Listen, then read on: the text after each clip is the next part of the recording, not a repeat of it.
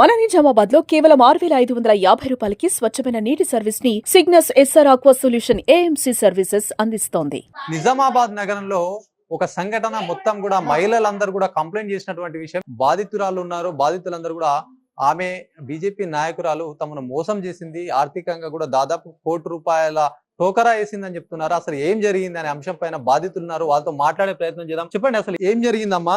ఇప్పుడు మీరు మోసపోయారంటున్నారు, దాదాపుగా 75 లక్షలు ₹1,00,00,000 మొత్తానికి మోసం జరిగిందంటారు. ఎవరు చేశారు, అసలు ఏం జరిగింది చెప్పండి.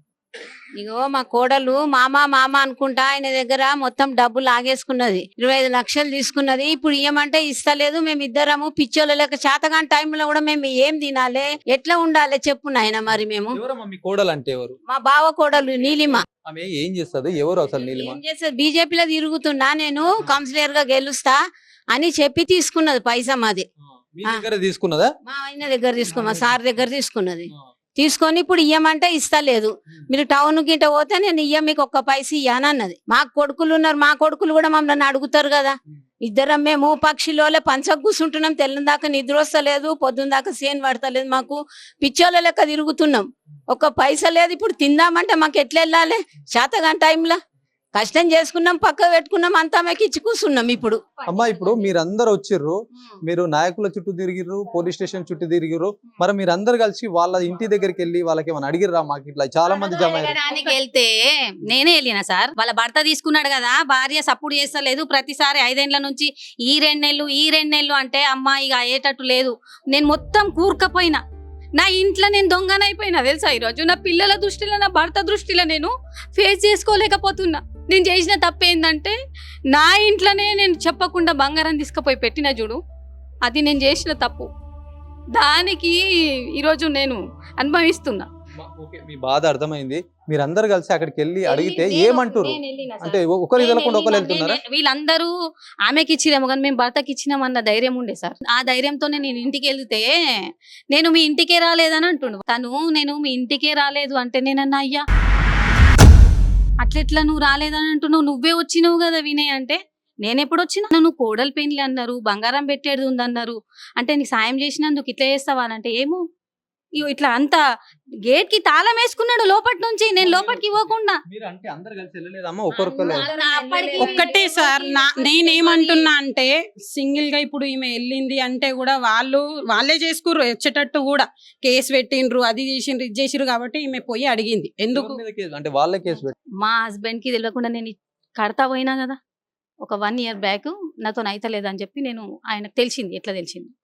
అరే ఇస్తలేవంట, ఏందమ్మా మరి డబ్బులు తీసుకున్నారు కదా అంటే, లేదు బాబాయ్ ఇచ్చేస్తా, నాకు కొంచెం వచ్చేటి ఉన్నాయని అంటే, అరే వచ్చేటి ఉన్నాయంటే నీకు చిన్న కిరాణా షాప్ ఉంది, మేమే చేసుకోలేకపోతున్నామమ్మా, నువ్వు ఇంత ఏడికిని కడతావు, ఎట్లా కడతావు అంటే, నాకు వచ్చేటి ఉన్నాయి, నీకు ఎందుకు టెన్షన్, నేను కట్టేస్తా అంటే, సరే నువ్వు ఎప్పుడు ఇస్తావు మరి అంటే, ఒక 6 months అన్నది. సరే 6 months అయిపోయింది. మళ్ళీ కాల్ చేసినాం, కలిసినప్పుడు అడిగినాం, సరే ఇంటికి రామ్మా అంటే, నేను ఇంటికి రాను, నేను గల్లీలకు రాను అంటే, మాకు తెలియదు కదా గల్లీలన్నీ బాకీలు చేసిందని చెప్పి. గల్లీలకు రాను, బయట ఏదైనా కలుస్తా అంటే, మా ఆయన ముందే ఎక్కువ మోమాటం మనిషి, ఆయన ఎక్కువ ఎవరితో మాట్లాడాడు. గల్లీలో ఏదైనా ఉందంటే, సమస్య ఏదైనా ఉందంటే ఆయన దగ్గరికి వస్తారు. అట్లాంటి ఆయన మీద ఈరోజు ఎట్లాంటి నిందలు పెట్టిందంటే ఇంకా ఏం చెప్పాలి ఇక. నేను మా ఆయన మీద కంప్లైంట్ ఇచ్చిందన్న సంగతి కూడా నాకు తెలియదు. ఇప్పుడు ఈ పలానా డేట్ రోజు డబ్బులు ఇస్తా అని చెప్పింది.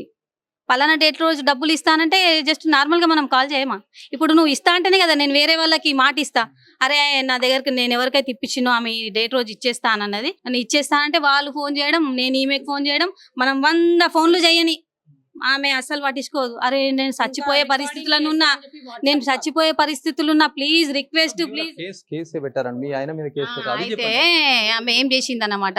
ఇప్పుడు నేను, మా ఆయన ఫోన్ చేసిండు, ఏమైందమ్మా నీలిమమ్మ ఇంకా డబ్బులు ఇయ్యలేదు అంటే, చేసేస్తా బాబాయ్ నీకు ఎందుకు అని అన్నది.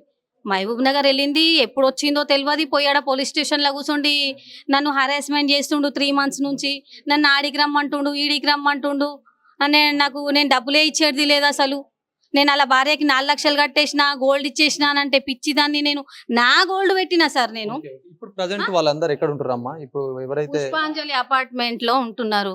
పూసాలు గల్లి ఉన్నారు, ఇక్కడే ఉన్నారు లోకల్.